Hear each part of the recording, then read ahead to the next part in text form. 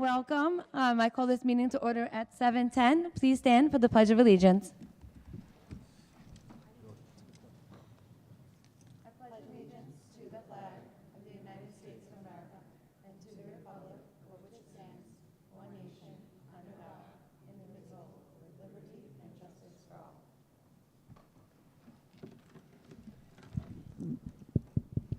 Mr. Leva, can you read the safety pledge? Good evening and welcome to the September 15th, 2025 meeting of the Patchogue-Medford Board of Education. In case of an emergency, please exit the building using the doors at the front and rear of the auditorium. As always, smoking and the use of vape products are strictly prohibited on school grounds. There are 2 public comment periods to the Board of Education meeting, one following the consent agenda and presentations, and one later in the meeting for any topics you wish to bring to the attention of the Board of Education.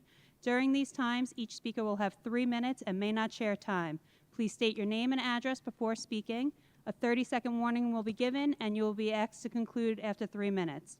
To protect privacy, comments about specific students or staff should be directed to the appropriate administrator, not raised publicly. All questions and comments should be addressed to the Board of Education President. Thank you. Thank you. We're going to move on to presentation reports, and the first one will be for tenure recognition. Hello? Is this on? Doesn't sound very loud. All right, greetings everyone. So nice to see such a big audience. We have our tenure recognition tonight. If we could, can we pull up the slideshow for the assistant superintendents?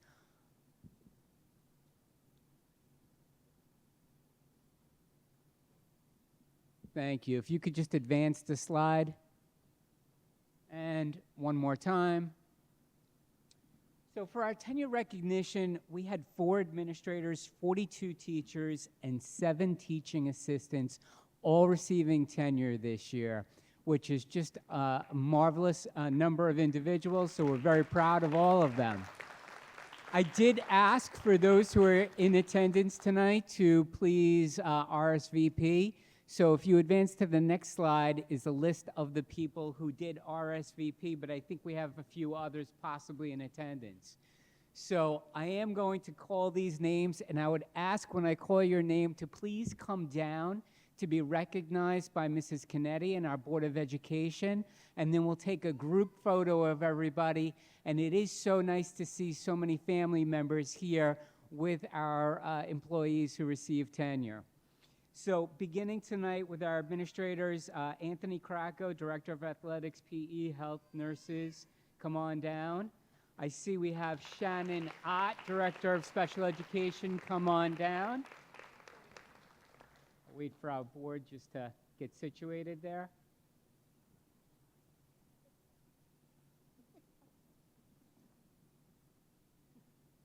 I also see we have Matt Hanley, who received tenure. Come on up, Mr. Hanley. Our Director of Secondary Humanities. And for our PMC team members, we have Bobby Christie, psychologist, district-wide. Come on down. Colin Culhane, special ed at Oregon. Come on down. Jillian Gonzalez, special education at Barton. Sarah Lieberman, guidance at our high school. Lauren Malone, special education teacher at Patchogue-Medford High School. Shannon Maloney, health teacher at South Ocean. Jamie Mangan, elementary teacher at Canaan. Come on down. Teresa Perez, CTE at our high school. Zachary Petker, English at Patchogue-Medford High School. Emma Kate Pazzacano, math teacher at South Ocean. Stephanie Posada, TESOL at the high school. Stephen Quinn, instructional tech. Roseanne Rizzo, elementary at Canaan. Kerry Silsby, guidance at our high school. Allison Trottle, special ed at the high school. And Caitlin Weiss, TESOL at South Ocean. Catherine Weiss. And, Rich Hoffman is here as well. I didn't see Rich. Principal at River. Come on up, Rich. I thought I RSVP'd. And is Mr. Tulin and Mr. Mendez in the audience? Can you please come on up and join us for the congratulations and the picture, please? Is there anyone else that I didn't call that received tenure that was not on my list? If you could please come on up. You want to go on the stage?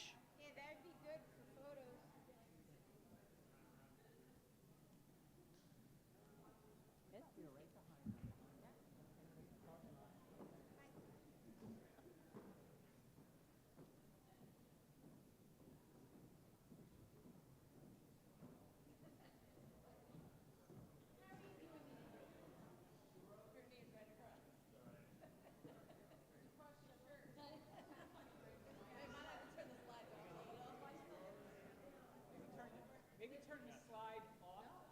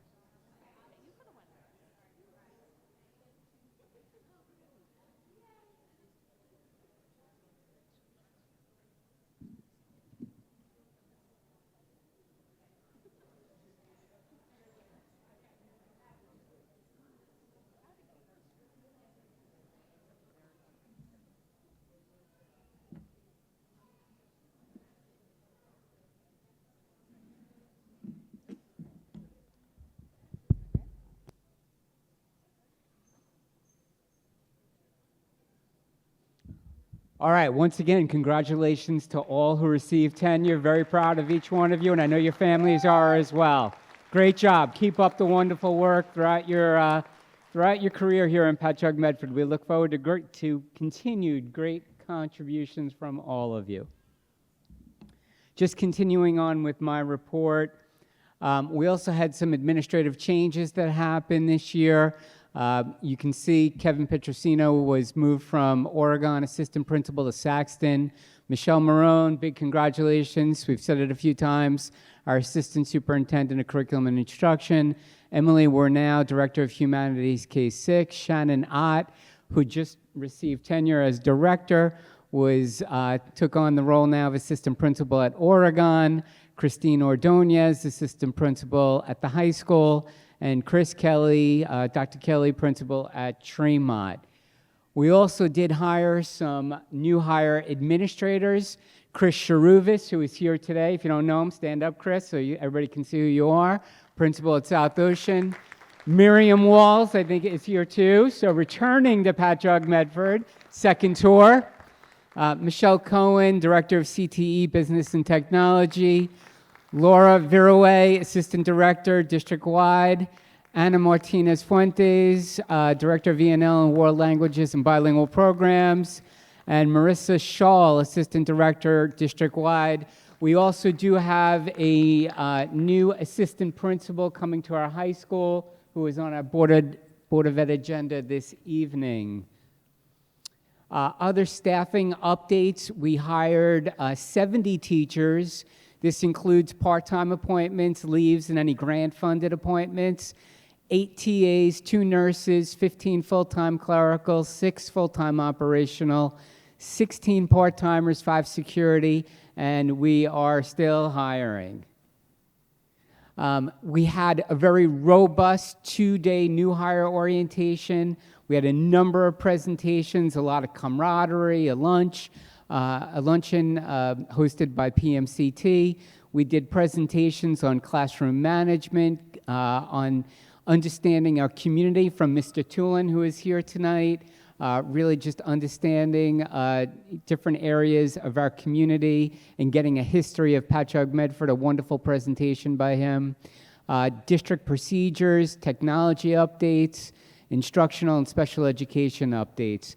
It was a really wonderful 2-day orientation. They receive a lot of information, probably information overload, a lot to process, but it was certainly well received. And now I'm going to turn it over to Mrs. Moreau. All right, thank you, Dr. Cohen. So we housed Summer Academy this year at 3 of our elementary schools. One was at River, one was at Keenan, and one was at Eagle. You can see enrollment counts for K-5, we were about 406 students.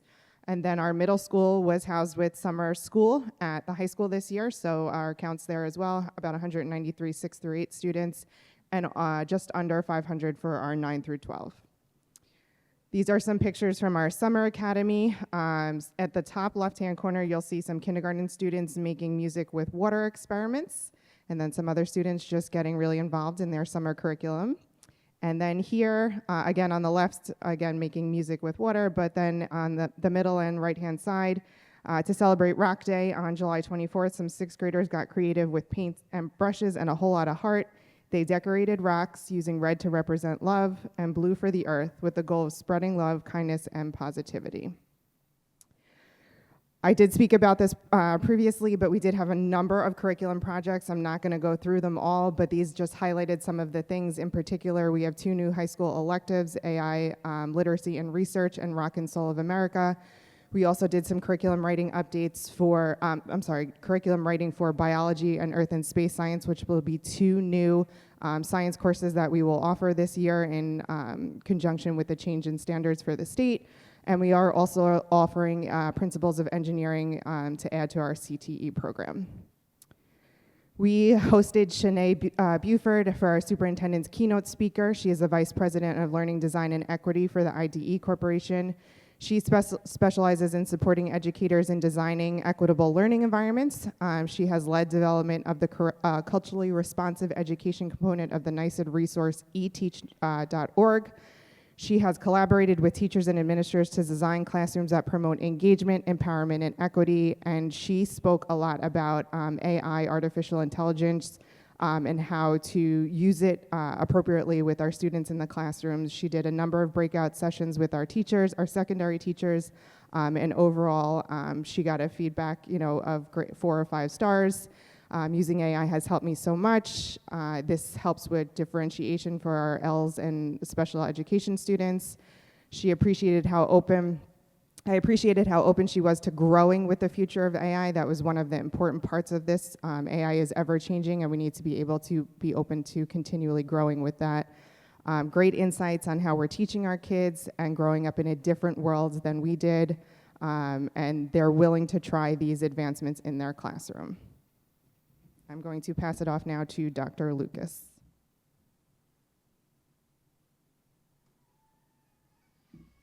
So we once again ran our in-house extended school year. We've had this program now for 5 years, so we do our own program with our own teachers, our own administrators. This was our largest cohort of students yet, with 167 students.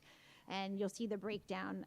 It's so wonderful to see all of our students from kindergarten up to 21 in the same building for extended school year. We did have a version of the Raider Bean still going on this summer, and to see our high school students interacting with the youngest students was really very nice. What? Oh boy, sorry. Ah, I'm going the wrong way. I swear I was hitting one button. I don't know what happened there. I just wanted to give you a preview of Frank's slides. This left? Oh, okay. So just a few more pictures. Everything was very hands-on, a lot of sensory integration. We did have an occupational therapist that provided integrated OT. We had counselors. Mr. Christie was one of them. He was in the audience for tenure. And we did have integrated speech as well this summer. Registration was booming, as usual. This is just some of the counts. So starting for the 25-26 school year, we start kindergarten enrollment in February. We registered over 1,162 students from February to present. Of course, August, we saw, our huge influx right before school started with 220 new registrants for our building. So we were quite busy in pupil services this summer. We ran curriculum projects through the Office of Special Education and Pupil Services. We wanted to update some new enhancements to the high school Raider Bean, including giving a space to our students in the faculty cafe, which is a new initiative we're running into this year. We also have our progress monitoring toolkit to make sure that our special education students' annual review goals are being met with accuracy and that we're collecting accurate data on that. We did an ACES apartment scope and sequence, so that wonderful room we opened at Barton Elementary. We enhanced our curriculum, so that way it is more user-friendly for our teachers. Dr. Goldstein worked with our EASE teachers to create an SEL curriculum. So our EASE program was our new alternative education program we started at the elementary school. We now have an SEL curriculum component as that to support our students. We, as an outgrowth of the Special Education Committee, did do the executive functioning toolkit. So the committee said this would be a great opportunity. That was worked on this summer. We worked on differentiating our SAVIS curriculum for our ELA students at the middle school level to offer some opportunities to differentiate the text. Mr. Maisie. Good evening. Dr. Lucas tried to steal my thunder by taking that picture because I took it from her. But the summer is a very business time for the business office and our operational areas that I oversee.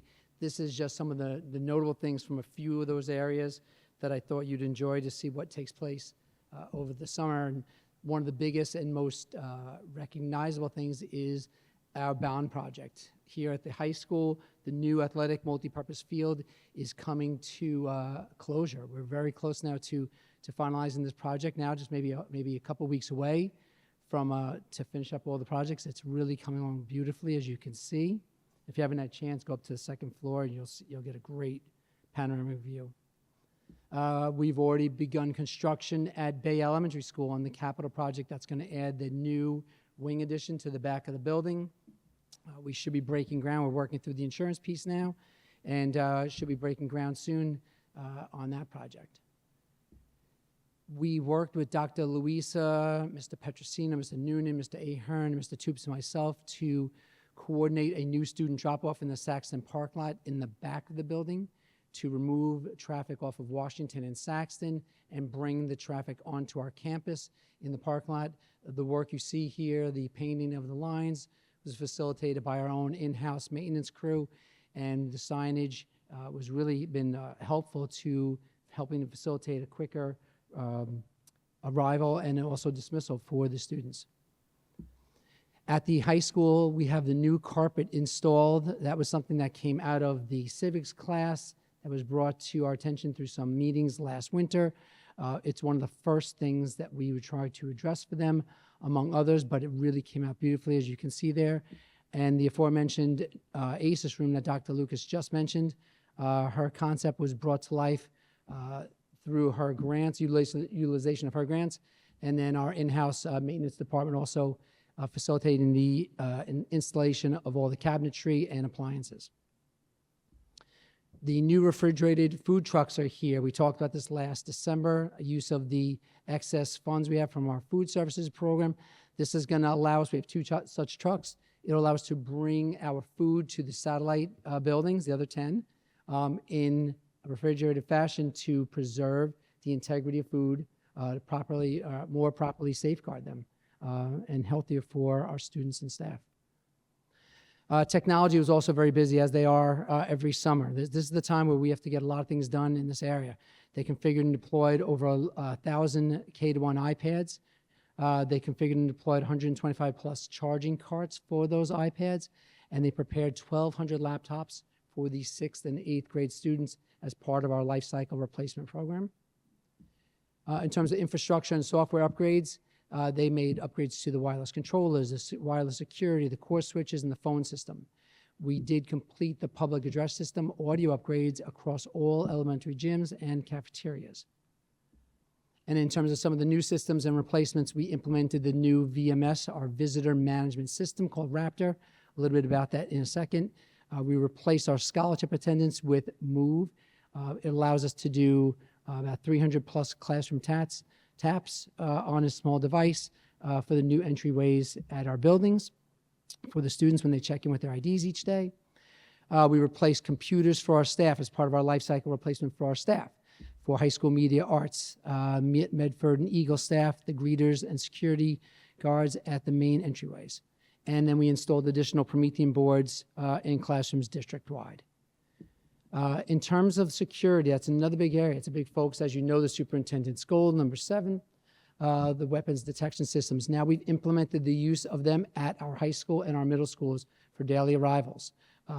We are working through this to improve this each and every day.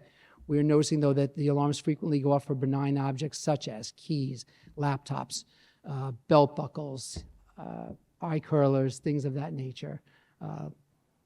Student lines are backing up in the morning arrivals. We are working on ways to facilitate that. So it's something that we are paying attention to each and every day. I've been present at the buildings, as has Ms. Kennedy, all of the administrators, Mr. Ahern, as well, to see what we can do to help improve that and make that even better. And the Raptor visitor management system that I mentioned earlier. The real thing I really want to focus on, the 2 core goals, is this is a big part of enhancing our safety and security and our accountability and visibility. Helps us screen against various databases such as sex offender registries and watch lists so that we know prior to them entering the building, like I said, who's trying to gain entry and access. Security was also very busy with staff training. We expanded it to train on drills, situational awareness, and emergency protocols. Teaching staff to recognize the difference between lockdowns and secure lockouts. That's the new terminology by the state. We're practicing how to secure our classrooms quickly, locking doors, covering windows, moving students to safe zones within the classrooms, and then reviewing these communication expectations with debriefs after doing these drills. We also implemented this, introducing FirstNet cell phones, so that should the Wi-Fi go down, the phones go down, we have a phone that works on a cellular basis. It is fully charged. It's in every main office so that we have access to that. In such an emergency, we are not cut off. And then finally, the business office. We are always busy with the year-end financial audit, rolling over contractual salaries. We processed over 1,500 purchase orders just for ready to get back to school. Just alone that, completed our teacher setups and processing of the Amazon orders, the staff rollover and hired the new payroll setups. And then we're working on 2 years plus of retroactive pay for the full-time operational unit now that we've settled that contract. So very, very, very busy summer for us, but a very productive one. Thank you.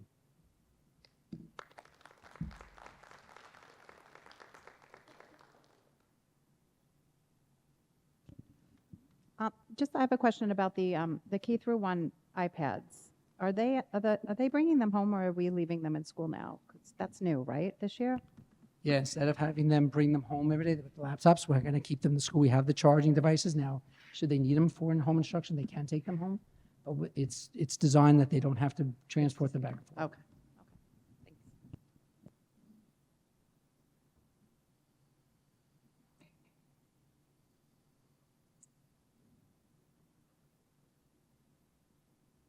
Okay, next we're going to move on to our ex officio student member, Charlie, for her report.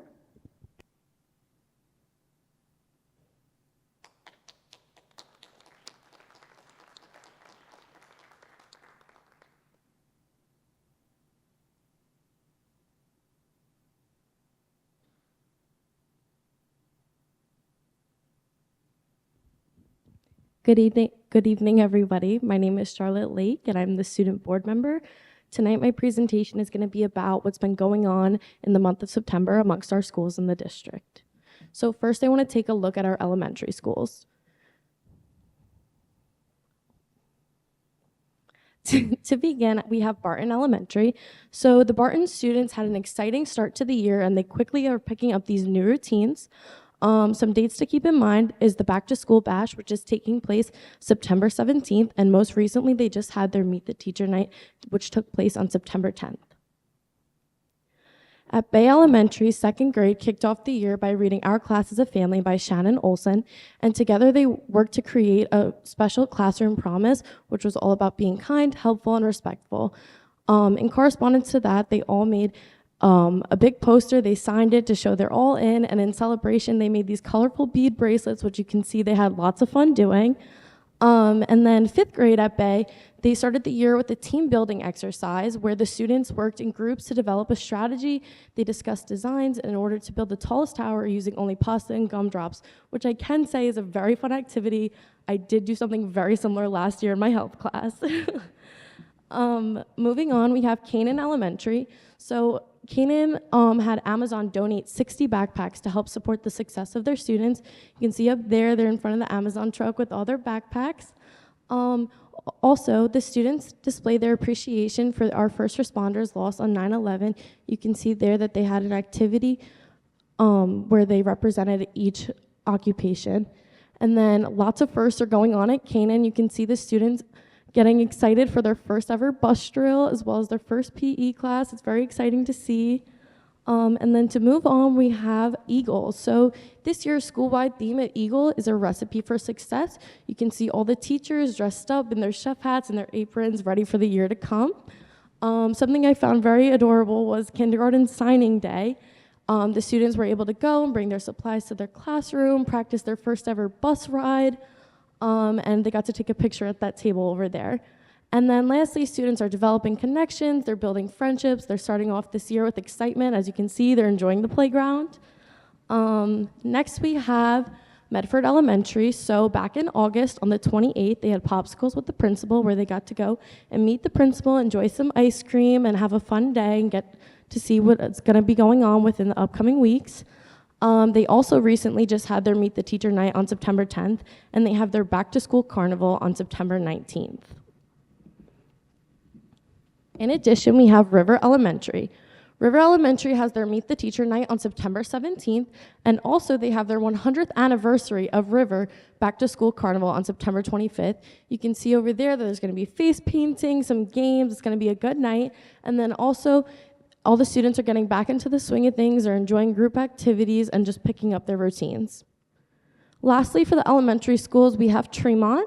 They have their Back to School Bash on September 26th, and a new initiative that they have is going to be called Tremont Grows. It stands for Give Respect, Ready to Learn, Offer Kindness, and Work Hard, which I think is going to be great motivation for these students. They are also instilling a courtyard cleanup where they're going to be planting fall vegetables and crops, and they're also initiating a chicken coop project. Alrighty, to move on to the middle schools, we have Oregon Middle School. Wednesday, September 10th, they have their PTA Fathers Club meeting. And then September 18th, they have Meet the Teacher Night, which will be parents only from 6:45 to 9 p.m. In addition to that, they will have their September 25th Back to School Dance/Barbecue, which I can attest was very fun at my time at Oregon. That is gonna be a student-only event from 6 to 8:30 p.m. Now for Saxton. The Saxton students enjoyed their first day back. They're very eager for the year to come. They're getting back into the swing of things, picking up their routines as well. As you can see, the pickup and drop-off is going smoothly. They're being welcomed by the new staff, and their Meet the Teacher Night is going to be September 18th at 6:45 p.m. Alrighty, now moving on to South Ocean. South Ocean also spent lots of time reflecting and remembering 9/11. As you can see in these images, they went out front and reflected in front of their memorial and took the time out of their day to reflect and remember the lives who were lost at this tragic event. Next, they have their back to school night September 18th. That is going to be from 6:45 to 9 p.m. Last but most certainly not least, we have Patchogue-Medford High School. So if you know, you know, we had Senior Sunrise on September 4th. It was a very fun event. Lots more people than anticipated, more than I would have ever thought, honestly. It was a great morning, it was lots of fun, many pictures, as you may have seen on Student Square. In addition to that, we had our varsity, JV, and our PAL cheer teams perform at a Long Island Ducks game on September 10th. The girls did an amazing job, and I was very excited to watch them perform and give it all they got. In addition, we have the new turf field that's being implemented. I believe it was previously mentioned. However, it's very interesting. I actually took this picture out of the window of my English class. So yeah, it's very exciting to see. I'm very excited to see how all the students put it to use and enjoy it. It's still under construction, but I'm sure it'll be ready in no time. To continue on that, these students have been selected to perform in and as alternates in the NYSSMA All-State Ensembles in Rochester this December.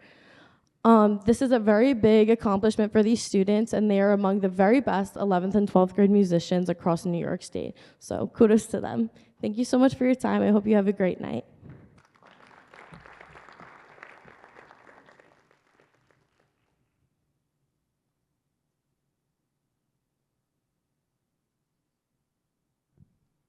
Thank you. Next, we're going to move on to public comments that are just on the reports or any agenda items, and you're limited to 3 minutes per person to no more than 60 minutes with no sharing of minutes.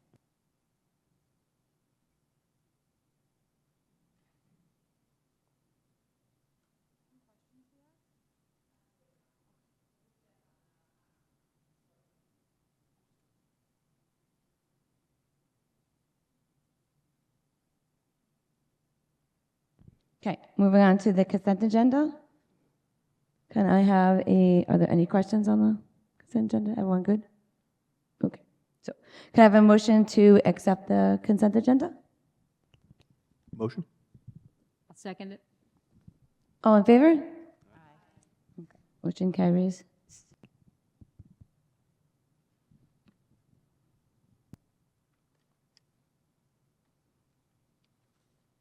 There were no items removed from the consent agenda, and there were no actions arising out of exec session. We have policies up for first reading, which is 5122, Programs for Students with Disabilities under the IDEA and New York Education Law, Article 89. And then next we're going to move on to the interim superintendent's reports.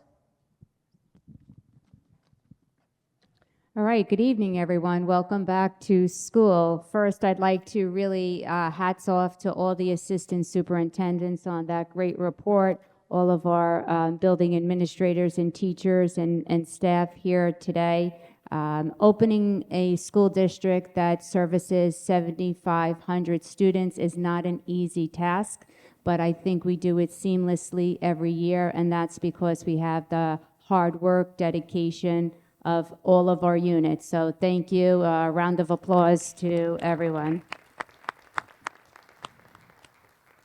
Again, we started this school year off with some very new initiatives. So our distraction-free cell phone in our classrooms has been off to a fairly, I think, positive start. I can't say that there's never a hiccup with any new rollout, but our teachers, our students, our parents have been amazing in rolling this out. I know it wasn't an easy transition for everyone, but you did it with much grace, and thank you very much for your cooperation.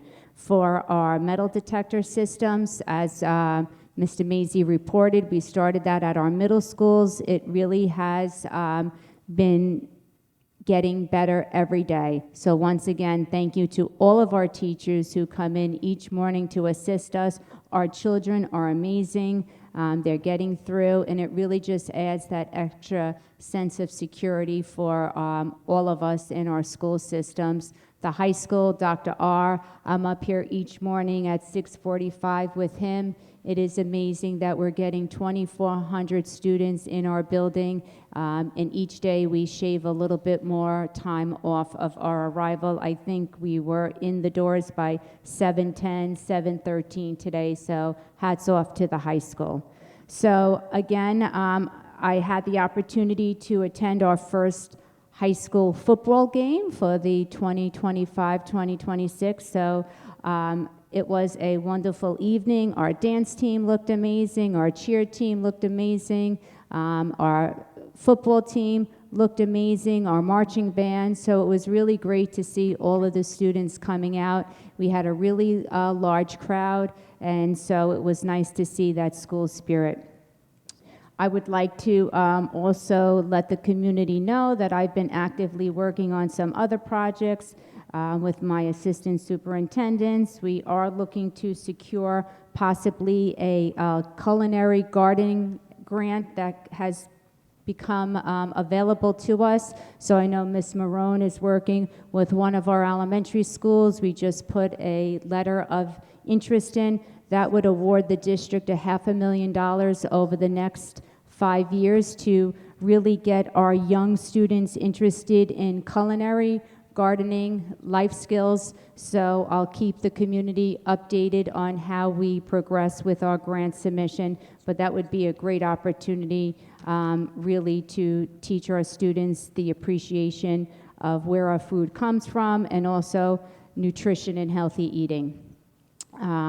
I'd like to also congratulate the Patchogue-Medford High School. We just recently received word, I don't know if Mr. Krakow is still in the audience, but we got notification today that we earned a recognition school for unified sports. So congratulations to Mr. Krakow and Dr. Lucas. We were only one of 3 schools in Long Island to receive this recognition, so it really, truly is an honor to receive this recognition. And there's only really 45 schools in the entire New York State that have this recognition. So Pat Med High School being one of them, so it's quite an honor. So we will be following up with the community and the board to make sure we get our students and staff at one of our next board meetings to highlight and celebrate their success. So I am continuing to work with our local 5th precinct. They've been wonderful.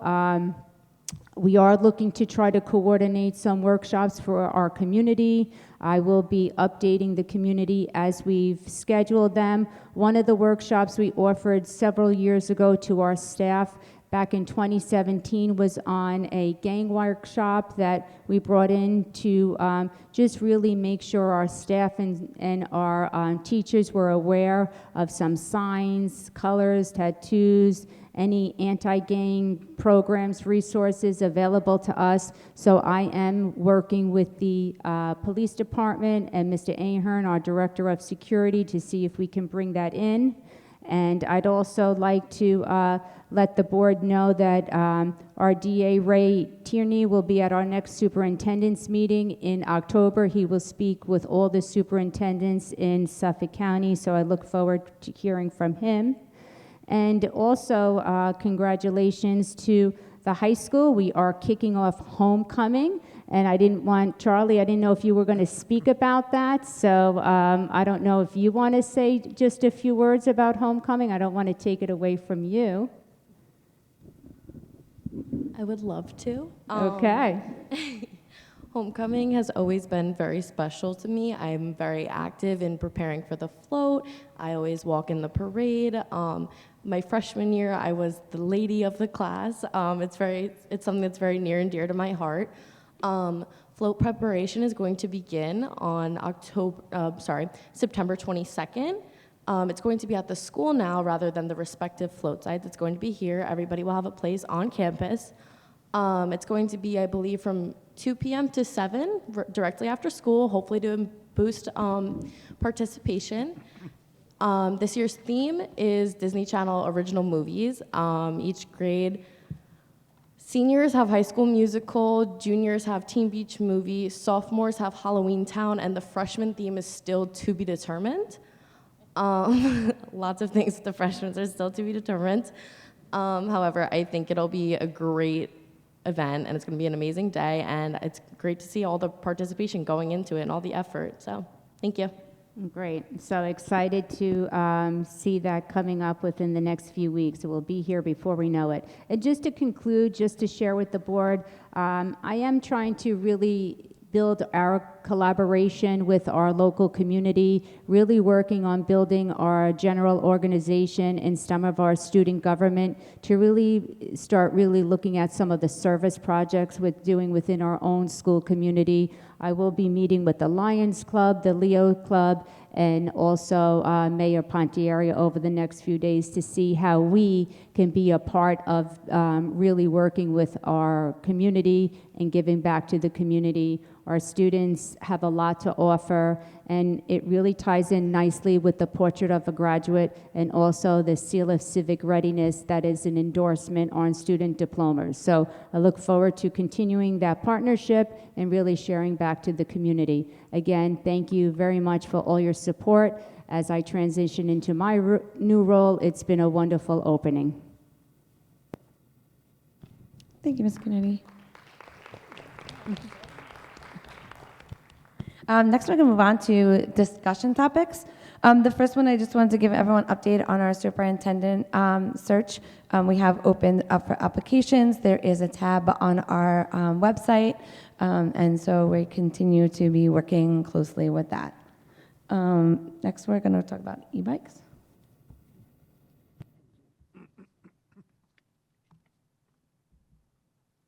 E-bikes.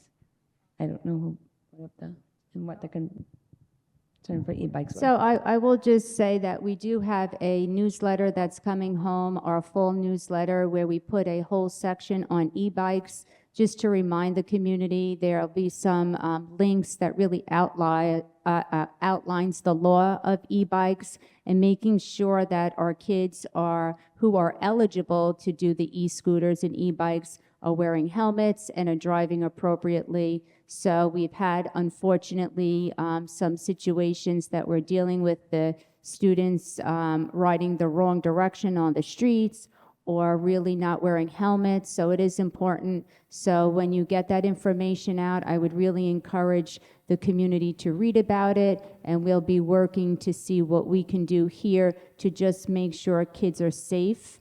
Again, if you have a middle school student, really the law does not allow e-bikes and e-scooters for the middle school level. So you have to be at least 16 years of age, which really is just for our high school students, but you also have to be using a helmet at certain ages. And we do see a lot of our students not wearing helmets, which is very dangerous. There was an accident recently in the village, as well as we had an accident even here at our high school. So again, please look for that information, but if you do have students who are using e-scooters and e-bikes, I really caution you that they are not really following some of the laws that are outlined by New York State. So it is important that you review them with your students.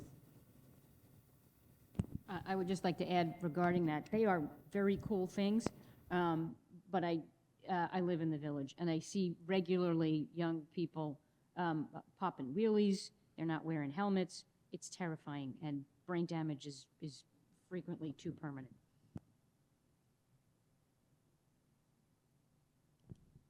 Great, thank you. Next, we're going to move on. The extracurricular committee met, so I'm just going to have Vice President Andrade go over what we discussed. Okay.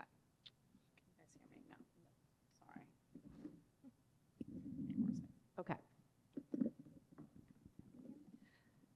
Okay, so the extracurricular committee met, and we are in the process of, once again, we have an open survey on our website for our mascot, which will be closing on tomorrow, September 16th. What the committee is asking Kelly and I to ask you guys is, the students have been asking if they can present the chosen mascot animal at the pep rally on October 3rd. But that's before our next meeting. So what they asked is if we would okay whichever animal is the highest vote, are we okay with saying then, yes, you guys can reveal which animal is the winner? That's for us, you guys. Would we get to see who's designing the costume? It's not the design, it's just the animal. Oh, announce the Yes. the critter. Yes. And then one of our committee members, Pam, suggested that if we have the time right, that maybe then we can, the timeline, we have to go through the timeline of choosing the rendering and all of that, but then we can maybe reveal it at a ribbon cutting ceremony when we maybe open the new field or in the springtime. So we thought that was a good idea if we could get to there. But first and foremost is we don't have the next time we have a meeting is before the homecoming and all that. Sorry, after. So can we give them the okay to, are you guys okay with that? Yes? Francis, Lauren? Yeah. Yes? Yep. Okay. That's yes? Okay, great. All right, that's all right. Okay, so another thing that we spoke about, there seems to be, so let me frame it this way. We want our students to be well-rounded. And there seems to be some wasted time in certain people's opinion of the time when kids get out of school, they go to extra help, and then sometimes there's only about 15 minutes between extra help and the 2:45 bus. So the conversation is there a way, and I know this leads into other things, but is there a way we can rethink how we do that so that we can get a full 45 minutes in a club, so that they can get that experience. Also, another thing to look at, and I don't know, maybe this ties in with curriculum, is some of the teachers were reporting that there isn't a lot of kids at extra help. So we're keeping, this time slot, could it be moved to a different time slot? And I know that involves a whole bunch of other things, but if there's not a lot of kids going to extra help from 2 to 2:45, could we have it at a different time or on certain days or not? So this was just a conversation that sparked that they asked that we start to have to explore other ideas. Is there a possible way to flex the extra help, someone asked? Yeah, and it was also because we had students on here to also voice that it was hard for them to go to clubs and then go to sports because they're, you have to write out a slip and then they're late for their sport, or they have to, they have to tell their coach, I have NHS or I have, this kind of club, and they're only getting 15 minutes of the club, so they're not so much active in that club because then they have to run to their sport. So they said it was kind of causing them a little hardship because, yes, we have to make commitments to both, and then it's hard for them to even be, so they said it was a way that they can be well-rounded and attend both without having either being in trouble for being late or telling, vice versa. So I'll just quickly comment. Certainly, as you said, there are some contractual obligations that we have with our teachers union that we have to adhere to. But I would like to note for the record, a teacher's contractual day at the high school does not conclude until 2:27. That means clubs should not be starting until after that time, because there is other obligations that teachers are required to participate in, which is extra help, and they are required to attend professional development. We have a PDP. So there are no clubs that should be taking place during that time. So I think it's important for the board to know that clubs really have to start at 2:27. So if there is a bus at 2:45, they shouldn't really be starting a club until they finish their extra help. Okay, so it is important to know, and I'm happy to come to the extracurricular, but I think we just have to understand that teachers' contractually are still working their contractual day and have other responsibilities during their time. Their pay for their club happens after that. So maybe we need to look at what bus clubs are taking, but it definitely shouldn't be the 2:45 bus, because if club is not starting until 2:30, that only gives them 15 minutes for a club. So again, happy to speak to the board in a little bit more detail, but that's just a little summary based on what you shared with me. That's what they're saying, is Yeah. that they have 15 minutes to do clubs. So Right. maybe there is another bus. that's So then running. we have to look at either buses, and Yeah. that's certainly a bigger conversation with Mr. Mazzi, but that's something we can look at. You do remember years ago, we offered extra help in the morning before the start of the high school, but then kids were required to come in very early, like at 6:45 in the morning or even earlier for extra help. So we did do that many years ago, and that then allowed them to end their day and go right to sports and clubs. So I think these are bigger conversations, but definitely something we can sit down and talk through. Thank you. I just have a question on that, and either you, Ms. Kennedy, or Dr. R can answer. There is no bus between 2:45 and 4 o'clock, correct?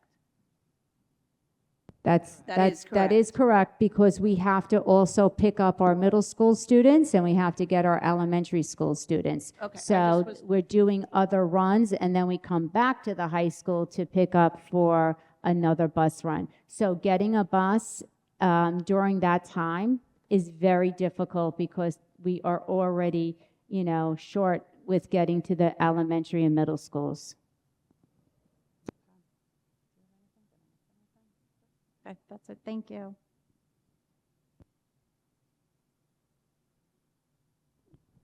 Okay, thank you. Now moving on to the the New York State resolutions. We go to a conference in October, and we have resolutions that we have to vote on.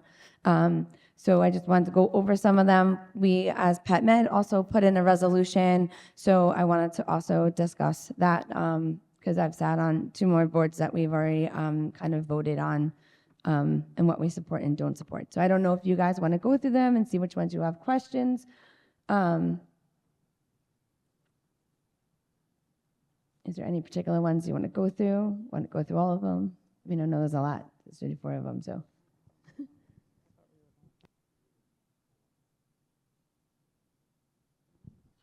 Do you want to go through all of them? Because if you want, Clarify for me again what we're doing? going through them to see, but basically also to say, tell me how to vote on Wednesday. Right.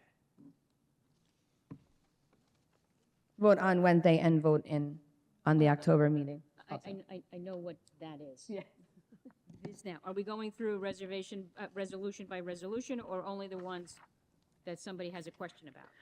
Don't we need to go through resolution to know how we as a... We can go through resolutions. The first 3 are like bylaws. So the first ones you have is bylaw 1, bylaw 2, and bylaw 3. Sure. I'm sorry, that's my NASA stuff. Yeah. So we're starting with the bylaw amendments? You can, yes. Okay. Page 6. Oh, no, I'm sorry. That's the, No, it's not page 6 is the table of contents. It would be page 10, 11, and 12. Page 10. So proposed bylaw amendments. The first one was not recommended by the Resolutions Committee. So. Correct. It was not recommended by NISBA or by the, I also sat on NASA Suffolk, and we did not recommend it. Right. So do we want to, if it's not recommended by either committee, either the one for, either, do we want to go through it? Okay. Okay, got it. So who We wants just to- felt like this one, because this one is all about like communications, and we just felt as a committee for NASA Suffolk that they already send us so much information. We get our onboarding newspaper, we get our letter from Rob Schneider, so we already get so much information that the more information you get, the more it's going to get lost as board members. And since we already get the onboarding stuff, how much more stuff do they want from the committee? So that's why NISBA didn't recommend it. Okay, great. I'm good. So no. Okay. All right, so bylaw number 2 was also not recommended by either one. If the proposed resolution or bylaw amendment must reach the association office before the close of business on a date set annually by the board. Such due date shall not be later than August 1 or the Monday following August 1. If its date falls on a Saturday or Sunday, immediately preceding the annual meeting, each resolution shall consist of a single resolved clause without whereas clauses and shall address only one subject. Yeah. So nobody like that? No. I'm fine. Yeah. Same with the next one, which is saying that you shouldn't review any of it and just show up at the meeting and vote how you want. Yeah. So bylaw change 3, recommended by Locust Valley. Article 6, Board of Directors, shall be amended to include the following. The Board of Directors or its designee shall provide a summary report by email to all members at least every quarter of the year or at minimum 4 times per year. And then it goes on. They're on the from there. resolutions here, not Do on we- bylaws. No? No. Any opinions? Okay. Okay, now we're moving on to resolution. Yeah, so, Okay, so now these are resolutions instead of bylaw changes. right, so these are the ones we're going to be voting on that we can go. So number 1 is resolved that the New York State School Board Association opposed to expand mayoral control to school districts beyond New York City. Right, this is a sunsetting resolution, and it was recommended by both NYSBA and the Executive Committee. Do you have an Correct. opinion? Yes? Okay. Because we want to oppose that. Sunsetting means that they were up from 5 years ago and they're back up after the 5 years. So that the second one is the New York State School Board Association supports legislation at the New York State or federal level that will allow and enhance the sharing of services among school districts and other municipalities, Right. which is basically like regionalization. These were submitted by the New York State School Boards Association Board of Directors. Yeah. Same with the next one, right? Yeah, the next one supports proposals aimed at addressing the cost and administrative burdens of legal actions related to special education placements and services. We want to recommend that. We're in 3. Now we're going on to 4. They support incorporating pre-kindergarten funding into the school aid formulas used for K through 12 education. Yeah. Why would we not incorporate pre-K funding into school aid? Because some school, I don't think we're doing that Got right it. now, yeah. Thank you. Be it resolved, produced, and widely recommend adoption of a board policy or language to be added to the existing policy related to child abuse, stating they adopt and just will encourage and facilitate all school personnel, including those who are mandated reporters and those who are not, to participate once every 3 years in a course workshop that presents information related to signs and child abuse and responsibilities reporting it. Yes, I would So say yes. that. 6 is they oppose the proposals to raise the number of charter schools authorized in this state. We want to recommend it. Oppose the proposed. We want to oppose the Oppo- proposal to raise the number and to add charter schools here. Oh, yeah. No. We don't want that. Okay, so number 7, the problem with this one, because it's a long one, but it's about the current inadequate testing. So the first one is that the New York State shall advocate for an overhaul of the current inadequate testing system to more accurately measure an achievement in skills, knowledge, and abilities, and it shall do this by, and then it's A, B, and C. NYSBA recommended it, but the executive committee, we did not recommend it because we felt that A, B, and C is too lengthy and that we should advocate for an overhaul of, so we amended it to say that you shall advocate for an overhaul of the current testing system to more accurately measure achievement in skills, knowledge, and ability, and then take out the rest. And what did they say? Did you call them? We don't call them. NYSBA calls them. Well, Yeah. I don't know. we are regularly reminded at this thing that we are not actively writing the legislation. Correct. At these events. We're just saying, please advocate for this legislation. So if it gets amended, let's say, and we do the amendment, either Albany School District can do the amendment, or at a resolution dinner, we could say, or we're going to take on the amendment and we write the amendment, and then that will go at the meeting and we amend it best in that. But as of right now, it'll go in as number 7, and we just want to put that amendment in here to see what school would take that amendment. Okay. So 7 amended. I don't mind the amended one, make it shorter. Okay. So, Have we explained to the people here what the heck we're doing? No, that's what we're having a conversation. We should do that, I think. I thought I did that already. Okay, I'm sorry. So these are the resolutions that we have to vote on for New York State that will go ahead to the federal and state level after we approve them and see whether or not we want them to go through. So we have to sit there and we have to vote on each resolution to see whether or not we want to recommend it or not recommend it to move on. So number 8 is they shall advocate for the number of lockdown drills to be reduced from 4 to 2 each year. So Binghamton School District wants to advocate for the number of lockdown drills to be reduced. Correct. I don't, huh? What do we think about that, people? No, I don't think so. So I would not recommend it either. We got 1, 2, 3 of us saying no. Okay. How many do we do that, Mary? Do 4. Yes.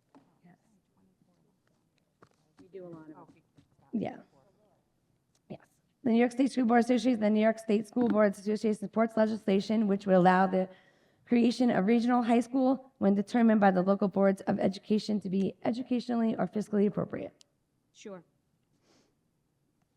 Madam President, can I make a recommendation? Yep. That rather than reading the entire resolution, because we're going to bore the tears out of people to tears, we'll just give them a heads up as to what the general thing is. Sure.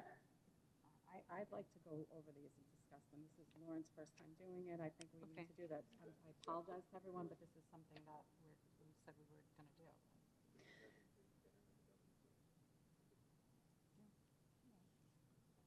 Say that again. I was saying, my concern is for time's sake.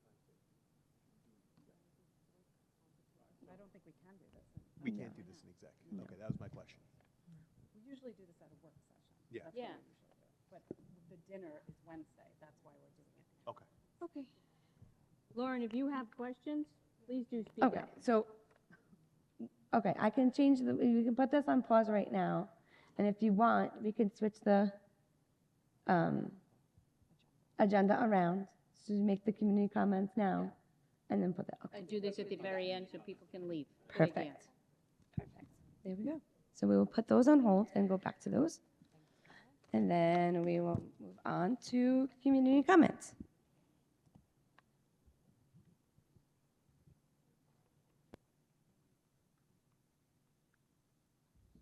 Good evening, Pam Peterson. Welcome back, everybody. Congratulations, Mrs. Canetti. You're doing a fabulous job starting the school year off. Everything is positive, which is great for our community. I did want to just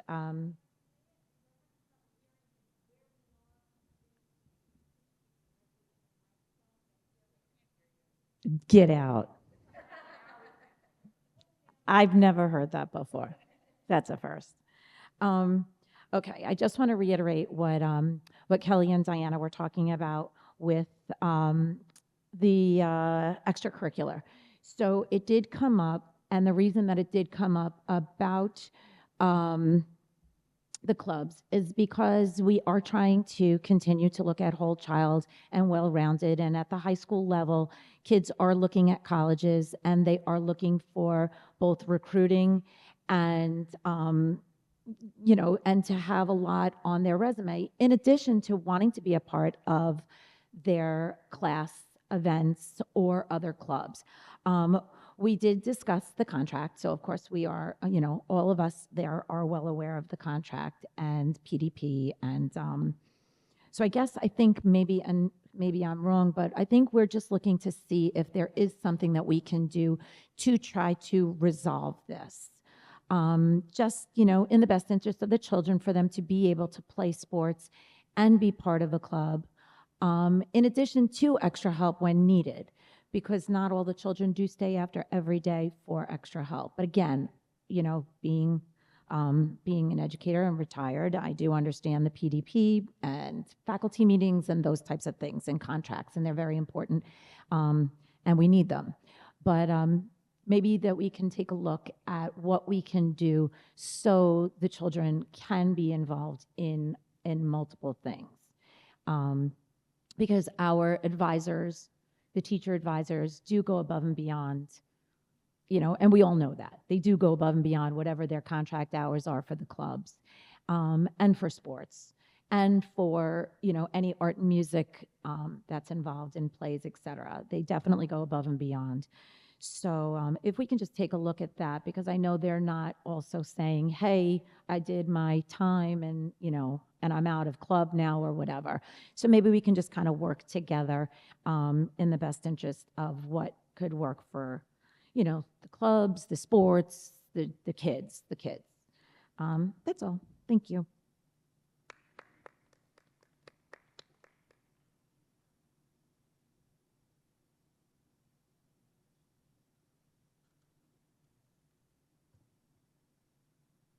Hi, good evening, everyone. I know you said to address my questions to the president. Can you just tell me who that is? Oh, it's you. Okay, hi. Sure, my name is Miko Madiri, and you said you wanted my address too? Okay. So I have 3 questions. Can you hear me okay? Okay, thank you.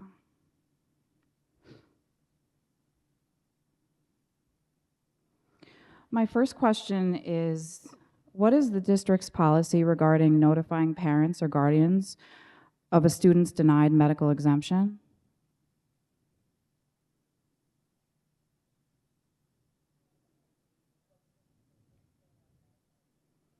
What is the policy of notifying the student's parent or guardian in regards to their denied medical exemption? Okay. Sorry, I didn't realize that I had to do it that way. My second question is it the school district's policy that the school's district doctor has decision-making authority over the student's treating physician to determine if they are qualified for a medical exemption? And my third question, if you're ready? Okay. Is it the district's understanding that only ACIP contraindications and precautions are accepted for accepting a medical exemption, excluding other nationally recognized standards or contraindications identified in the vaccine packet or other evidence-based standards of care? Hi. Hi there. Hi, I'm Greg. I'm Hi, the Greg. district's counsel. And so on behalf of the board, I'm just going to respectfully decline. Yeah, I'm having trouble. Can you hear me now? Yeah. Yes. Okay, I'm Greg, I'm the district's counsel. And respectfully, I'm going to have the board decline to answer these questions right now. Okay. There is pending litigation, and we're not going to address matters which are the subject of litigation right now. So respectfully, because there's an action pending, the board is going to refrain from answering your questions today, okay? Okay, Thank no you. problem. Thank you. Thank you, everyone.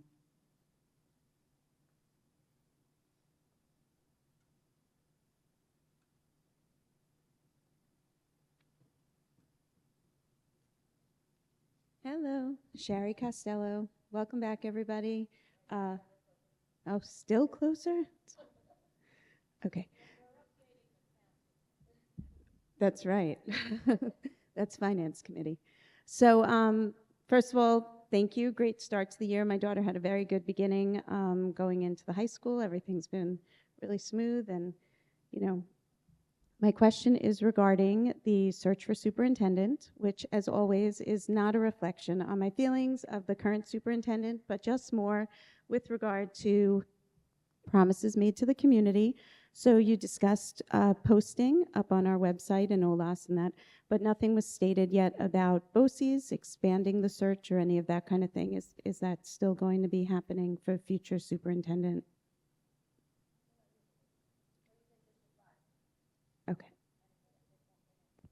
Be on OLAS because that's a BOCES So it's not on, do you have off the top of your head it's on our website, the posting of it. And do you know, does anyone know off the top of the head the three, where it's listed? I don't.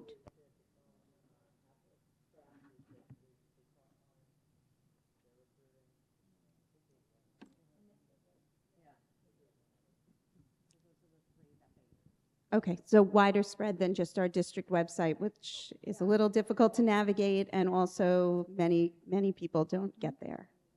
Okay, thank you. No. Not anymore. There, also, there will be a community forum. So I know there'll be invitations coming out for a community forum. That's the search firm will be conducting.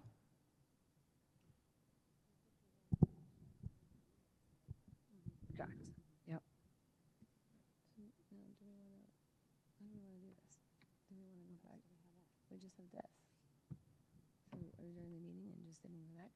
Sherry, emails are being sent out like imminently for community groups, and all stakeholders will be getting emails. The teachers' unions, all of the unions within the school district, the community will be informed through several different modes of communication. There will be a forum.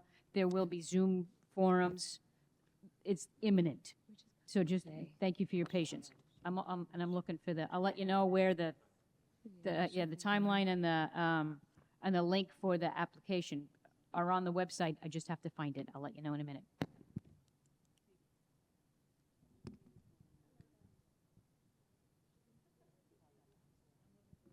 The community forum.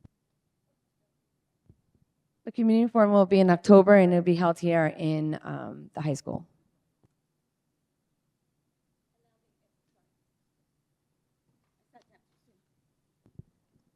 And that'll be strictly an informational forum, or?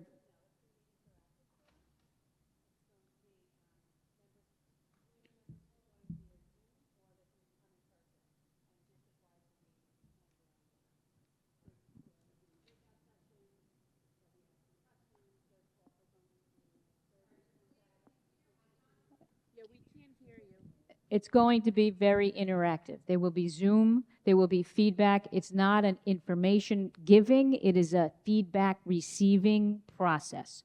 So we will be receiving feedback from all stakeholders. The board will not be present at any of these so that people can speak freely and give whatever opinions they wish to give.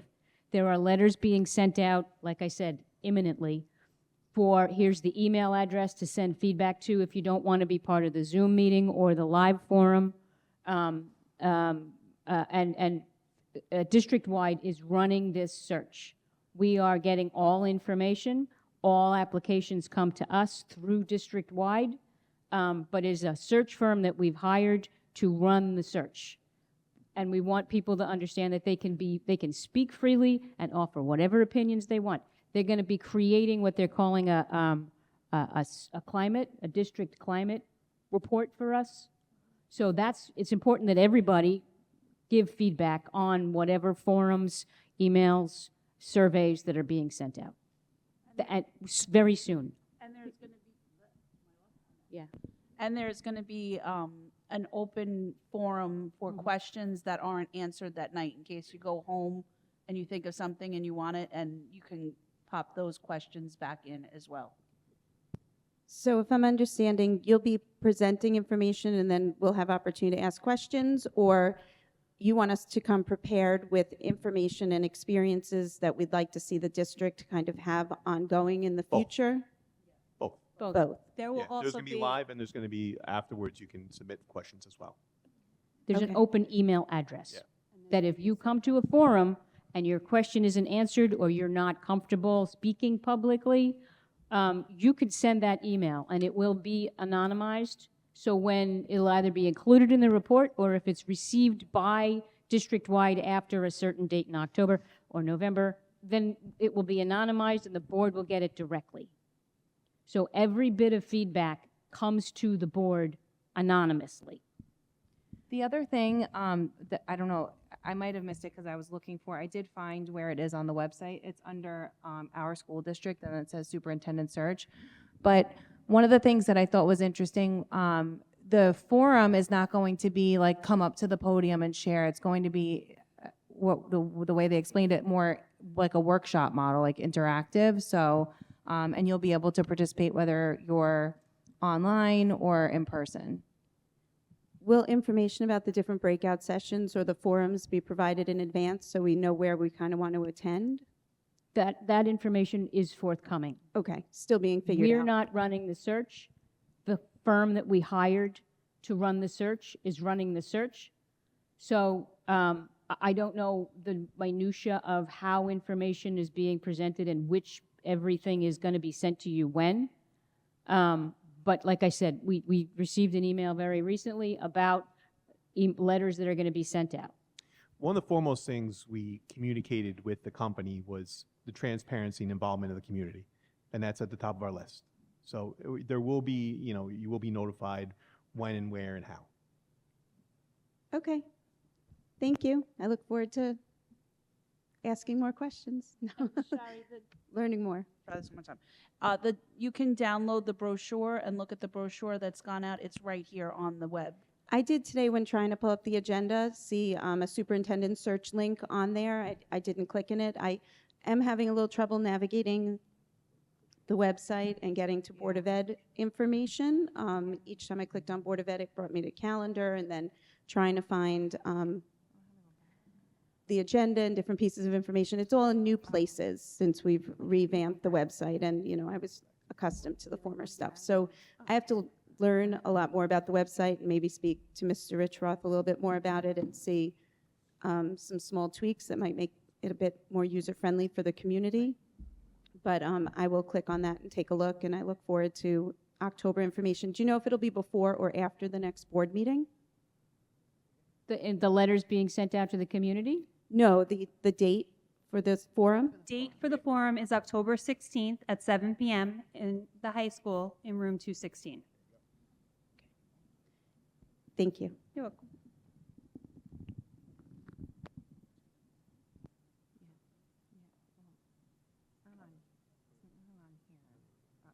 Is that the room we were just in? Like maybe it's just that, yeah. Oh, it's where we have add something here that says like the forum. Okay, we're going to go back to the resolutions.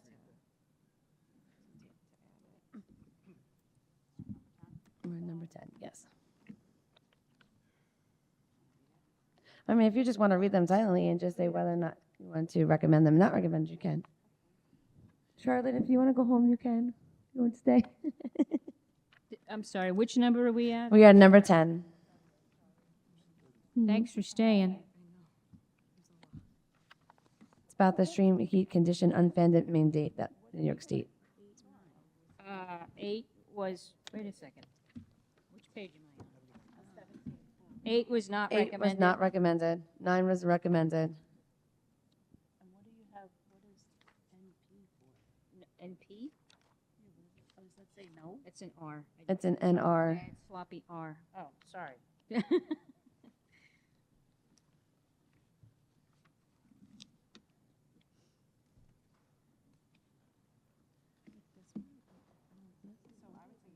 Okay. Wait, to what? The extreme heat unfunded mandate. Number 10? And Resolution 10? Yeah. Resolution 10. 10. I was on the wrong page. I apologize. Extreme heat. Yeah. Yeah. We want money. Recommend, yes. 11 is to support the state safely incorporate AI into curriculum and district operations. Safely? Correct. Yeah. Can you give us an explanation as to why the executive committee did not recommend it? Because we thought safely it was kind of hard to say how you're going to incorporate this and use this in the classroom. And it was a very broad statement of what AI you're kind of really talking to incorporate. Yeah, and it's. I didn't I hear you. can't hear. A lot of it was None the of us digity can hear fluency. anything anywhere. If we're farther away than one person, we can't hear. I was just pointing out that we do have digital literacy standards. A lot of that is somewhat incorporated into that. Okay. Yeah. So I don't feel strongly one way or another about this. I can see where the executive committee is coming in. I don't mind because I know in my classroom, it's blocked and we're trial magic school, magic, Yeah, right? Magic magic bus, school. magic school. Magic school. Yeah, and when we try to teach the kids to do their resumes and their cover letters, they're blocked from all the AI, so we can't use it as a tool. So I could see why you would, if you want them to use it responsibly, you have to teach them to use it responsibly. Right. Is there's only certain software, it has to be EdLaw 2D compliant, and we're having a lot of difficulty finding a software that meets that compliance that's AI. There are a few out there, but that is the biggest issue. They don't want to sign off on some of the EdLaw 2D. Right, because it's Right. kind of embedded into anything, and the kids are going to go home and they're going to use it on their home devices, whether, Right. and then they're not going to use it properly. So to teach them the proper use. Well, the good news for the board is, as Mrs. Marone shared with you, that's one of our new classes this year, AI, right? So we're trying to teach students the appropriate use of AI. Thank you. So what did we say? Yes. Yes. I said yes. What did you say? That's okay. The opposed proposal that would provide tuition tax credit or educational vouchers that benefit private or parochial schools. Wait, opposed proposals, tuition, yep, got it, vouchers. Number 13, they should advocate for New York State Education, the United States Department of Agriculture, and federal legislative for the reinstatement of whole milk as an allowable option in school breakfast and lunch programs, in addition to existing low-fat offerings, and the recognition of updated nutritional science supporting the safety and benefits of whole milk in the diets of children and adolescents. Sure, why not? Is it going to be organic? Oh, my God. They shall advocate for amendments to the New York State Education Department regulations to allow a set number of daily recess up to 30 minutes per day to count during required instructional hours for elementary students. This one is not ours. Well, we're on it, though. I- It's not ours, but we're on it. It was ours last year. Right. Right. 14. Yeah. Well, that would be So- dumb to not. Yeah. We recommended that last year. So what was can you explain the logic of the executive, do we understand the logic of the executive committee? They did not recommend it due to it saying because of the instructional hours.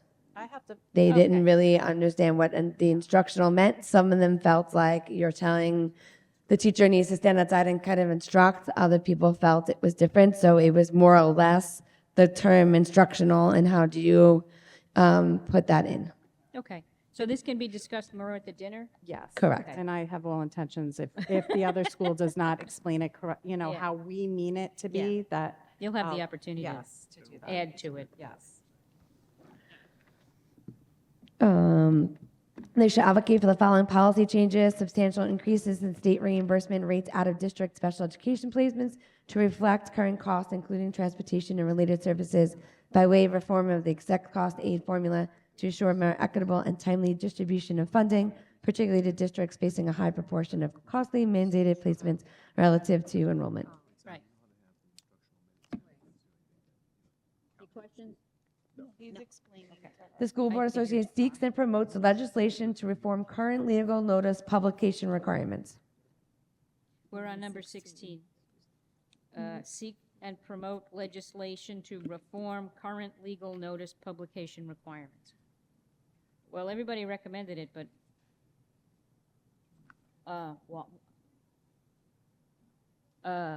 seek to promote legislation to reform current legal note to what? From what? They didn't really say. We didn't really discuss that one. It's kind of just, yeah, it was kind of just recommended. We didn't really have a discussion. Yeah. I would like to know more, but sure, why not? Currently, the district clerk is required to publish. Yeah, I think that's what it was for your meeting law. Wow, you put your meetings right in elections. Yeah, we didn't really discuss it. Okay. They support limiting district's potential annual hold harmless phase out to no more than 2% of their district budget, even if doing so extends the district's overall phase-out period. Can you explain that, Mr. Mazie? Frank. Mr. Mazie, sorry. It says that for this one, it says it advocates for, if it supports limiting a district's potential annual hold harmless phase out to no more than 2% of their district budget, even if doing so extends the district's overall phase-out period. I know it was discussed during that some of the schools are getting away from their hold harmless, so.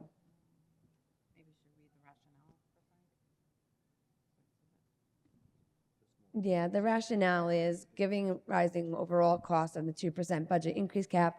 A loss of more than 2% of the annual budget in any given year would be unduly disruptive to program planning. Districts who potentially face hold harmless reductions that are greater than 2% of their budgets due to declining enrollment need time to make the adjustments and transitions such reductions would necessitate. Yeah, I mean, based on what I'm reading here, I would think this would be advisable for us. I want to seek counsel on this with our fiscal advisor, but it doesn't seem to make sense on the surface. Okay. Okay, Frank's good, okay. They advocate for a budget threshold to protect rural districts with lower enrollment and large geographic footprints in the foundational aid formula. Sure. Yeah, right. We didn't recommend it because we just felt it was, yeah, it's not really for us, but it's also hard because we do have, it depends on rural, because you could do some out east and then some here, so we just thought not to recommend it.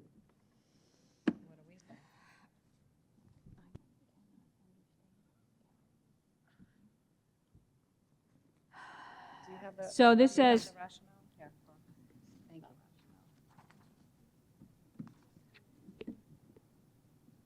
Lauren, and do you guys understand this one? Are we on 19? We are on number 18. Oh, 18.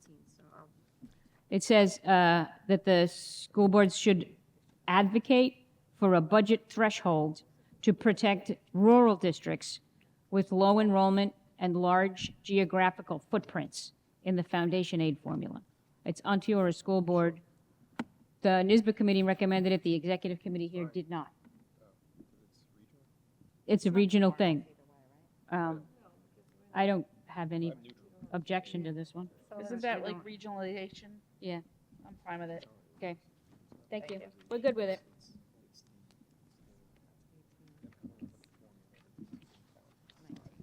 Nineteen is supports legislation allowing school districts to receive compensation for the New York Liquidation Bureau for liability insurance claims arising out of claims brought under the Child Victims Act in cases where the insurance company holding the policy became insolvent and its estate was executed by the Liquidation Bureau. Yeah, this came out from Bayshore. Sure. Yes, because that's all the money they have for it. Child Victims Act. They support an amendment to New York state law that would authorize public school districts to establish and fund health insurance reserve funds through board-approved resolutions. Yeah.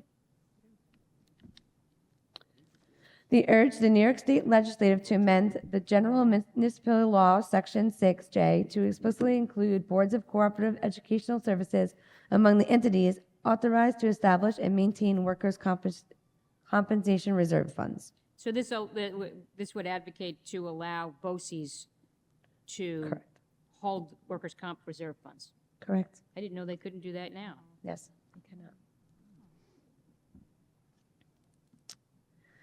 Okay, so this was also an amendment one. So the first one is they shall support legislative or regulatory changes to add financial literacy into the statewide K through 12 curriculum with additional state funding to support implementation of this new curricular expectations. We put the amendment in because we wanted to say standards. Okay. Is not financial literacy or financial education already in the new rollout? yeah, I thought it was. I thought it was, but maybe for Albany it's not. I thought it was, when I said this, I thought it was already in. I think that the issue is, it is with the new portrait of the graduate, and they're adding that in. I think many districts feel it's adding additional staffing to them, because if they have to add a course, however, it doesn't require you to do a course. You can embed it into multiple. Here at Pat Med, every 8th grader gets financial literacy, so they're getting it already here. But in other districts who maybe do not have it, it is a significant increase in their staffing. And so that might be what they're speaking about, the additional funding to support that should they have to hire new teachers. Got it. Right. And we also want to amend it because the statewide curriculum, there is no really statewide curriculum. So that's why we wanted to change it to standards for the Standards. recommended. I understand. Okay. Do you follow? I'm fine. Okay. So we would be okay with the, got it. With the amendment. The amendment, not the resolution. Okay. 23, supports legislation on the state level that allows school districts to choose to authorize school medical directors and their clinical designees to evaluate, diagnose, temporarily treat, and prescribe medications for students on campus according with the New York State law. I need so much more information. So, I mean, correct. But the reason why we did not recommend this is because we thought that was a very dicey thing to say that they that is could. I mean, And that's opening a lot because you don't know what's happening, and to treat these kids and diagnose them is. yeah. Because nurses can't diagnose, like, per their license. Correct. But even the school, their school medical director can Yeah, no, I'm diagnose not- and it's gonna go. I don't think this is a and- good idea at all. They support legislation that will expand the application of reorganization aid to not only include full merger of school districts, but also include significant regionalization of educational programs by several schools in the region.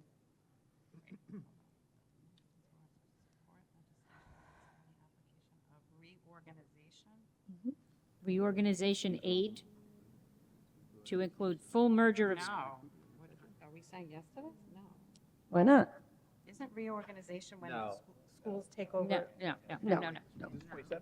Wait. This is 24. This, okay, I'm gonna a little read this. different than the paper, yeah. I'm gonna read it slow. New York State School Boards Association support legislation that would expand the application of reorganization aid to not only include full merger of school districts, but to also include significant regionalization of educational programs by several schools in the region. So this, to me, reads, if districts decide to merge or reorganize, they get more money. They're including that in, right. I don't have a problem with that. Am I wrong? Like, as far as aid is concerned, if they're putting more money towards those schools in particular, that takes away money from the larger pot, which takes away money from us. Am I wrong? I don't think so. No. Expand the application of reorganization aid. All right, NISBA committee did not recommend it. I don't, I Yeah. don't know. Yeah. Okay. NISBA committee didn't recommend it, but you guys did. So Yes. what was the thinking? Just that you would give aid to the other school and it would work together for it. I feel like this Like is we don't more of really an do- upstate issue. Correct. It is more of an upstate issue too, yes. Okay. So do we just not have an opinion on it, which we can totally do? We can, yep. Okay. Okay. No opinion. I'll put no decision, ND. Got it. They will advocate for Share Our Wealth proposals, which would increase New York's top income tax rates for those earning over $5 million and over $25 million to 10.5% and 12.85% respectively, and with the increased revenue generated by this proposal to be invested in the public education pre-K through 16. Nobody recommended it Yeah. personally? No? No. She's got another sheet. Okay. Right? Okay. Let me just show you what she's got. I'm just Yeah, don't take it. The next one, recommended by a bunch of people. but it's not recommended by NISBA committee or the executive. Are we now in, okay. It's the NISBA shall advocate for legislation that restores the religious exemption to vaccine mandates. Do I need to continue to read? Okay. No.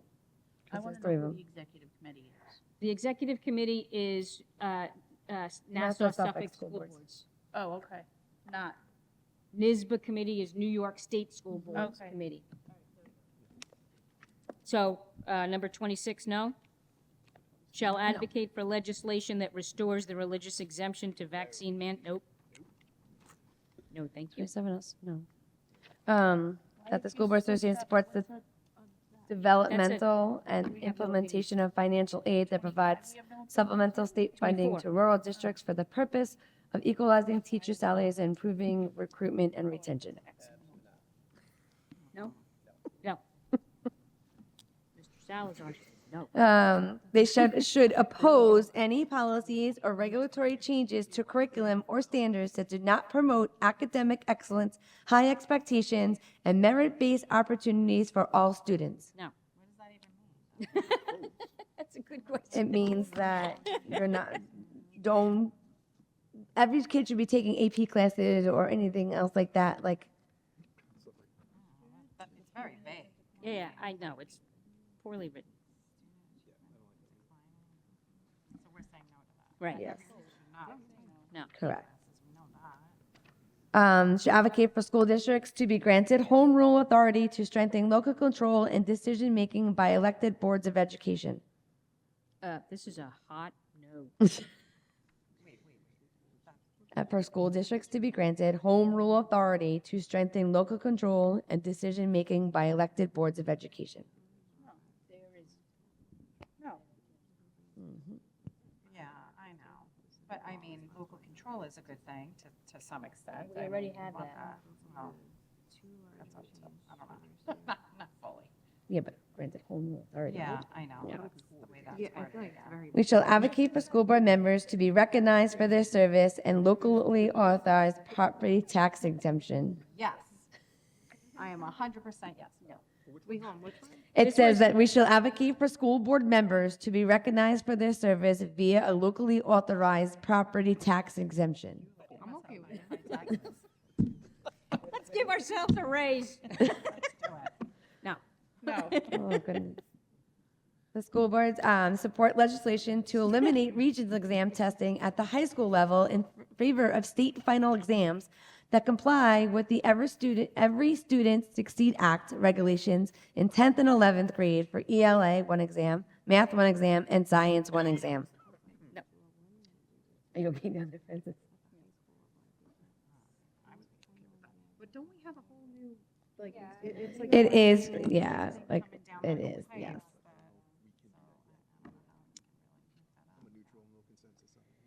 They shall advocate for the removal of all GMOs. Consensus on that instead of voting no? I mean, we can vote no, I'm just saying. He doesn't. I don't like regions, but I think if we get rid of regions, it's gonna diminish quality of, you know. Well, they're saying put up like a final exam. Yeah, I know, it's kind gonna of be, thing, there's yeah. gonna be final exams, but if you region, you know what I mean? Yeah, So right. it kind of lowers the bar.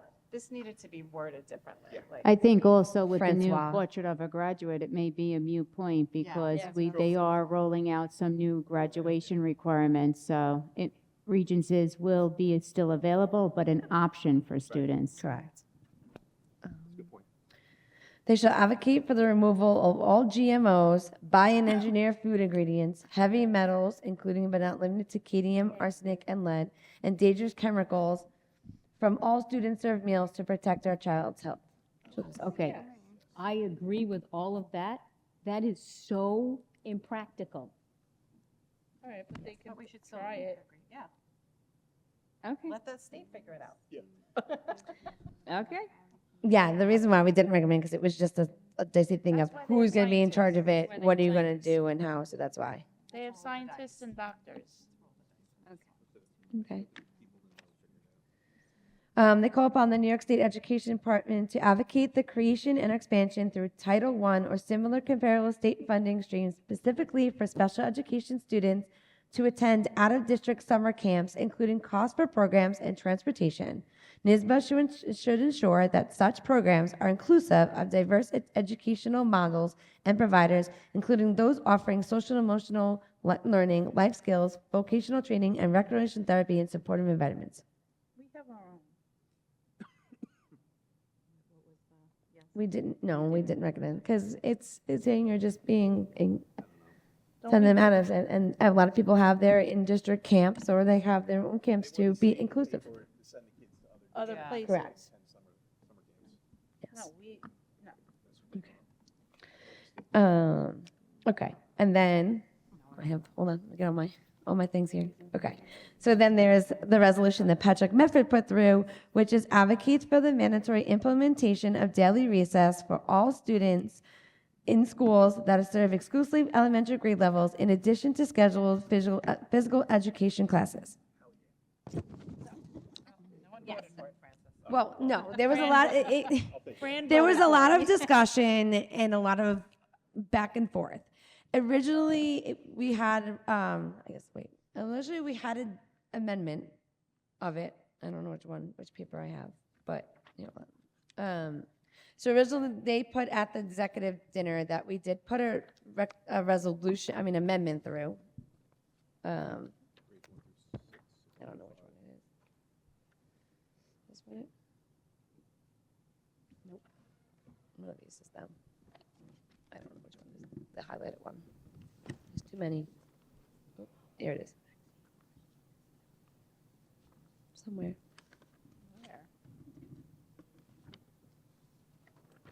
Okay. So originally we had ours, and then we had the legislative committee said that the New York State School Board advocates for the mandatory implementation of daily recess for all students in schools that serve exclusively elementary grade levels, in addition to scheduled physical education classes for grade 6 only, when the grade is housed in the same building as K through 5. So that was our amendment, yes. Nope, hold on. Yep. How is that substantially different than the one that you presented last year, and then several other districts picked up this year, and then we added in, and then? Theirs is talking about the instructional minutes being counted toward the mandated instructional minutes. This one is about really mandating recess, because recess is not mandated in New York State. Okay, and you wrote this one to match legislation that is already being moved forward in the New York State Assembly? So, do you want to finish, or you want me to chime in? Or you want to finish what you were going to say? I was going to go back what the committee said for what to add on.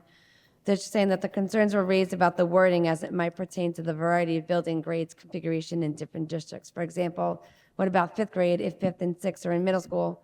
What if that were in a standalone building? Therefore, we decided to remove the amendment and allow us to see if we can clarify the matter.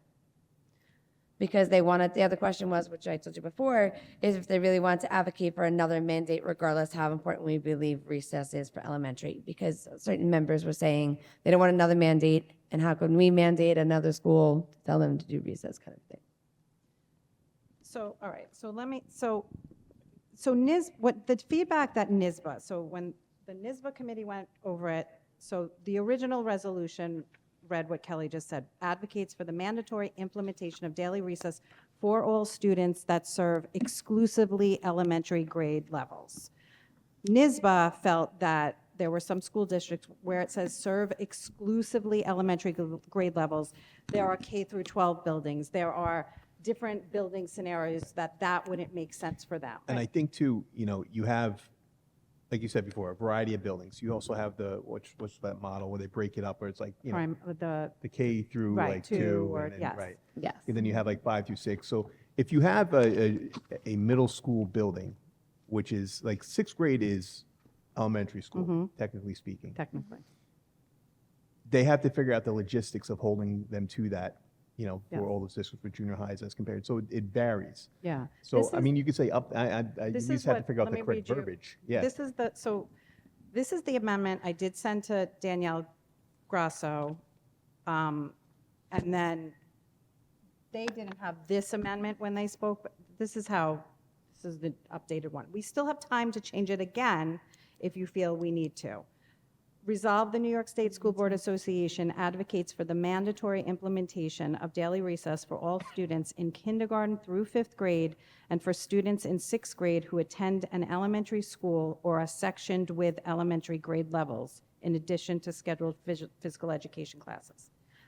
I felt that that covered pretty much every model, except it's saying if you're 6, 7, and 8, then you wouldn't get recess. There's the equity there. That's the issue, you know. So the question when I talked to you, is you felt like some people were saying, well, what about the 6th graders regardless? Correct. So what's happening, honestly, in my opinion, is I think everyone wants this to happen, but the adults in the room are all like the words They are getting. talk about the logistics. The logistics are just Yeah. messing everything up. Yeah. So what I did put in this rationale, and the language I got, the K through 5, and then the students in 6th grade who attend elementary school, is coming exactly from a Bill S6858 and an Assembly one that is saying that, wait, I wrote it down, hold on.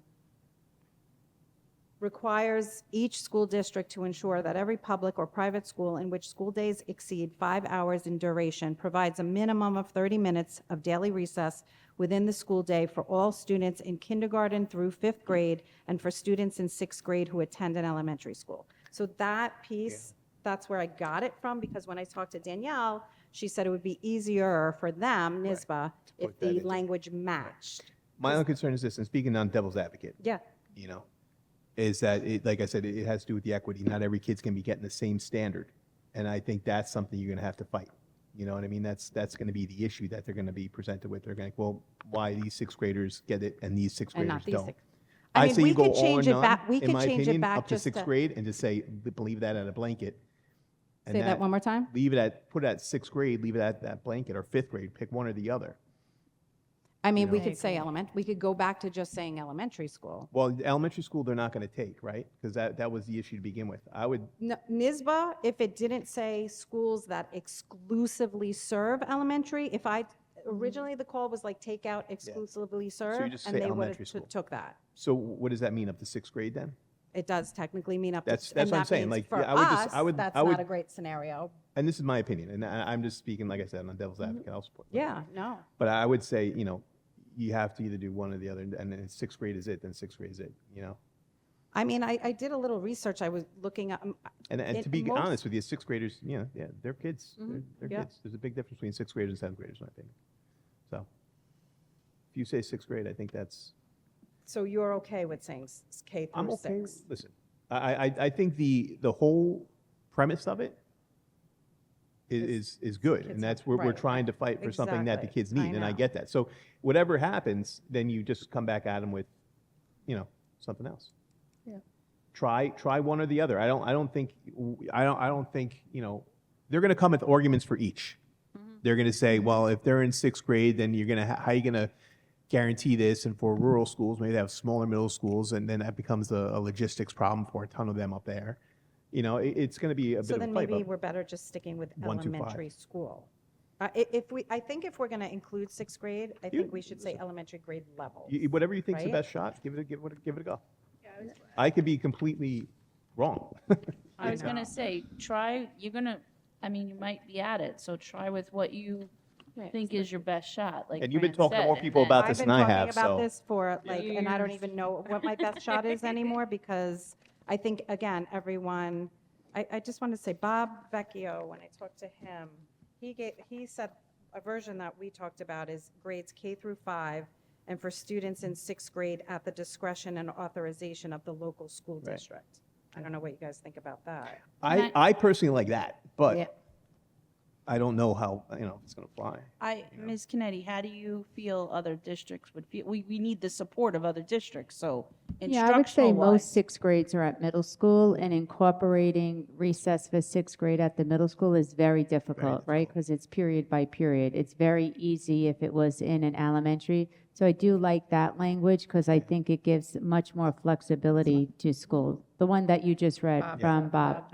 Sixth grade is Yeah. optional Now, type the of thing. next thing is just, sorry, I know, I just want to, I was talking to Dawn Sharrock from Middle Country. We just talked about the word mandatory, and she did mention there's, really, she said it's like one person in particular, and there will be other people that don't like mandatory.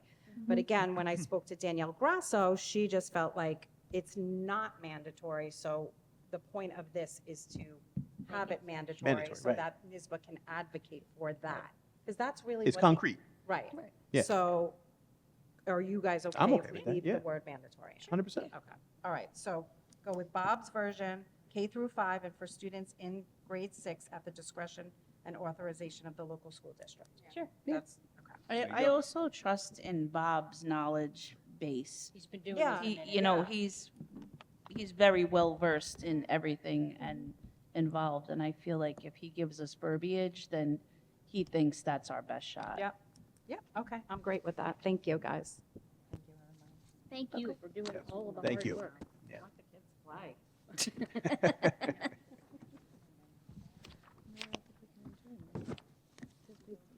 Okay, can we move to skip the exact during public music? Yes. Yes. Ooh, sorry.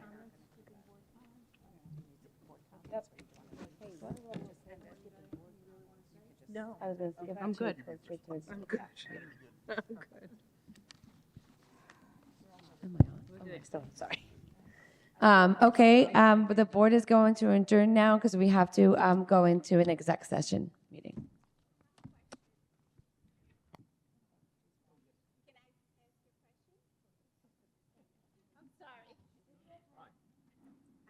Hi, my name is Lourdes Balbuca, and I have just a question. I have an issue the first week at school, and my little boy, he is 5 years old. So how you guys deal with the other kid? He's very, like he don't listen to the teacher, but this little boy, he jumped out to the line and started to hit my boy. He went to the nurse's office, and they called my husband. But how you guys deal with that? The teachers deal, the nurses deal. So I don't want he be in trouble. My like I say, my son be in trouble because I started to talk to my son and say how this little boy acted in class, and he say he not listen to the teacher, he jump under the table, he go under the table. So how you guys deal with that? We're going to take your name and number, and I'll contact you tomorrow so we can talk privately, okay? All right, thank you. And the other issue is I saw it, the kids, the 5th graded with the kindergartens. My kids is walk-ins, and they don't have like line out. So every time when the bell ring, and it started to everybody jump each other. So, and it's not just because they want to push, but it's dangerous to see how the kids going. At the first week, I started to see my little one is bumping the other kids. Okay. So everybody is excited to jumping into the school, but I think you guys need to watch that Okay, area too. Mrs. DeLiva is going to take your contact information so we can loop back with you tomorrow, okay? Thank you. Thank you.